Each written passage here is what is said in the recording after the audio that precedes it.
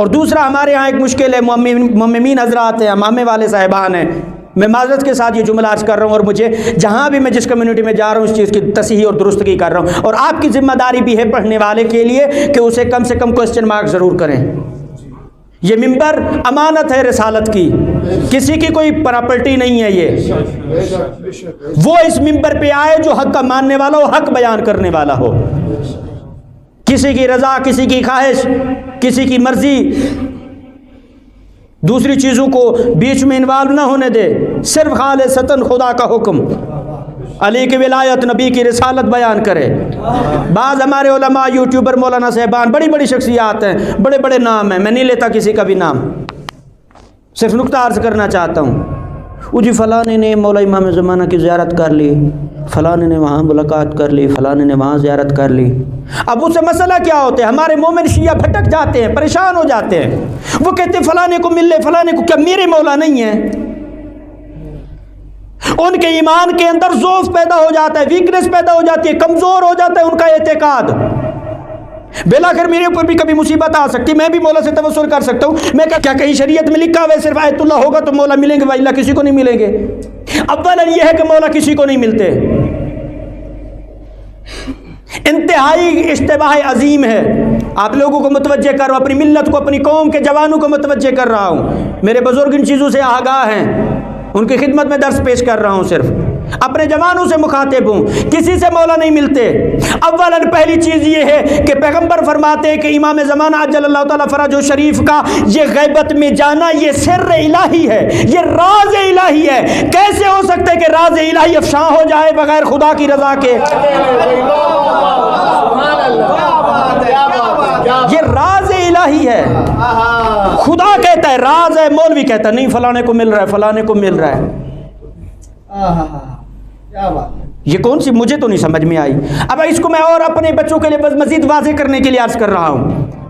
اولاً مولا کسی کو نہیں ملتے، کسی کی زیارت نہ کسی نے زیارت کی ہے۔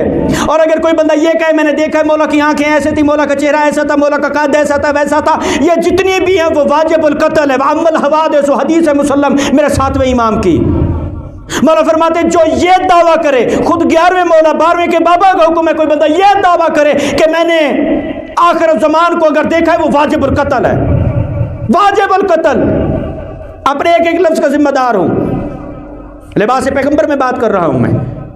خدا را ان علماء کو، ان لوگوں کو ضرور متوجہ کیا کریں جو صرف ان واقعات کے سہارے کے اوپر، بتاتا ہوں کس طرح سے، وہ بھی بتاتا ہوں جو وہ ہیں۔ تو پھر آپ سوال کر سکتے ہیں مولانا یہ کیا ہے، فلانا صاحب، فلانا آیت اللہ، فلانا مجتہد، فلانا صاحب، وہ کیسے ملے، کیا مراد ہے اس سے؟ پھر چونکہ وہاں پہ تھوڑی سی مسٹیک ہے، ایک وقت میں نے اپنی مجلس چمکانی ہے، ایک وقت میں نے بانی کو خوش کرنا ہے، ایک وقت میں نے مجمع سے واہ واہ کروانی ہے۔ نہیں میرے بھائی، دین کے ساتھ اپنے مفادات جوڑ کے اگر تو بات کرے گا، دین کو جتنا نقصان پہنچے گا وہ میری آنے والی نسلیں بھی اسے پورا نہیں کر سکتی۔ کبھی اپنی ذات کو مقدم نہ رکھوں دین کے اوپر، دین مقدم ہے میری ذات کے اوپر بھی، ہم سب کی ذاتوں کے اوپر۔ ہاں، پہلی چیز کسی نے مولا کو نہیں دیکھا، پردہ غیبت 4 مولا کے نائبین تھے، اس کے بعد حدیث قطع کر دی گئی، وَأَمَّا الْحَوَادِث کے بعد حکم ختم ہو گیا۔ غیبت کبریٰ جب سے شروع ہوئی اس کے بعد نائبین کا سلسلہ شروع ہوا ہے، جہاں پہ اخباری اور اصولیوں کی بحث ہے، ادھر ہم جاتے نہیں ہیں۔ اختلاف یہاں پہ میرا مراد نہیں ہے، جس نقطے کی طرف میں جانا چاہ رہا ہوں کہ معرفت امام منتظر ہے کیا۔ ہاں، اب جس طرح سے مولا کی ملاقات ہوتی ہے یا زیارت ہوتی ہے یا جو بھی آپ سمجھتے ہیں یا جو بھی مول صاحبان جو باتیں کرتے ہیں وہ کیسے ہوتی ہے؟ شیخ مفید علیہ رحمہ اتنی عظیم شخصیت کے 12ویں آقا کہتے ہیں یہ میرا بھائی ہے، یہ بھی مجتہد ہے، فقیہ ہے، مرجع ہے، لیکن 12ویں آقا کیا فرماتے ہیں؟ یہ میرا بھائی ہے۔ اتنی عام شخصیت نہیں ہے یہ۔ شیخ مفید علیہ رحمہ ایک دفعہ سفر پہ جا رہے تھے، گھوڑے پہ سوار تھے، تو راستے میں ایک بزرگ آیا، تو وہ کہتے ہیں اے شیخ تو کہاں جا رہا ہے؟ تو شیخ مفید نے کہا کہ میری منزل مقصود فلاں جگہ پہ ہے، فلاں جگہ پہ ہے، اور میں وہاں پہ جا کے اپنا کوئی کام کاج ہے وہ میں کرنا چاہتا ہوں۔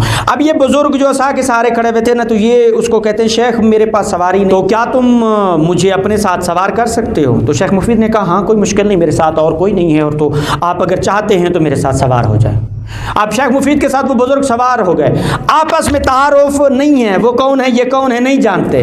اب وہ جو پیچھے بیٹھا ہوا بزرگ ہے نا, وہ کہتے کہ ایک آیت نجفی ہے, کیا تم اسے جانتے ہو؟ اب شیخ مفید کہتے ہیں کہ ہاں بہت انتہائی عظیم شخصیت, اتنی عظیم شخصیت کہ ملت تشیع کو اتنا کام کر رہے ہیں کہ میں زبان سے بیان نہیں کر سکتا. اچھا ایک اور شخصیت ہے, اس کو جانتے ہو؟ ہاں بزرگ جانتا ہوں, اتنی کتابیں لکھی ہیں کہ جس کی کوئی حد نہیں ہے, آج تک ملت اور ملت کے نوجوان اسے استفادہ کر رہے ہیں. خمینی جیسی شخصیات کو انہوں نے تربیت دی ہے.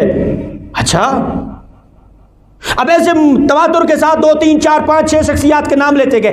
آخر میں وہ بزرگ یہ کہتے ہیں اچھا شیخ یہ بتا, شیخ مفید کو جانتا ہے؟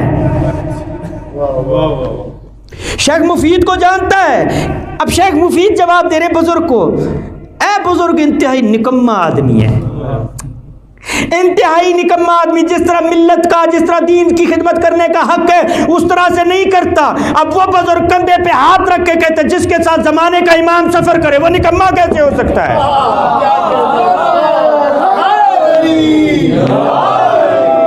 ہاں مولا کہتے جس کے ساتھ زمانے کا امام سفر کرے کیسے ہو سکتا ہے وہ نکما ہو؟ اب وہ پیچھے مڑ کے دیکھتے مولا موجود نہیں ہے.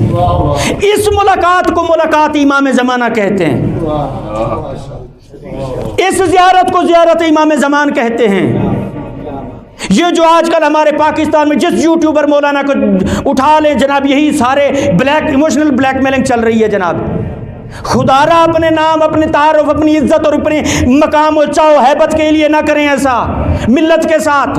کافی سارے لوگ ہمیں ملتے, مولانا صاحب ہمیں کوئی طریقہ بتائیں, ہم مولا سے ملنا چاہتے ہیں. بھائی طریقوں کی ضرورت نہیں ہے, ایمان سالم کی ضرورت ہے, نماز اول وقت کی ضرورت ہے. غریبوں کی مدد کر, یتیموں کے اوپر رحم کر, ہمسایوں کے حقوق ادا کر, والدین کی اطاعت کر, دین کے اوپر پورا عمل کر, مولا تجھے خود سلام کرنے آئیں گے.